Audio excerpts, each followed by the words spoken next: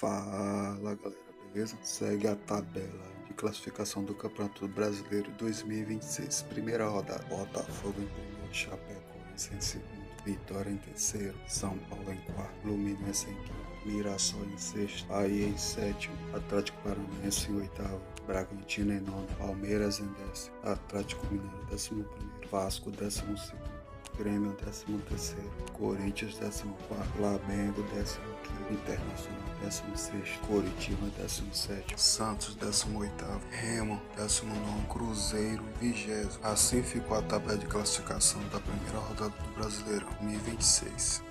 Vou estar atualizando a vocês toda a tabela do Brasileirão. Galera, não deixe de seguir, comentar e compartilhar. Isso é muito importante para mim. Agradeço a todos que me seguem.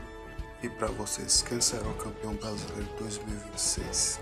Deixa aí nos comentários a opinião de todos vocês. Fui, galera!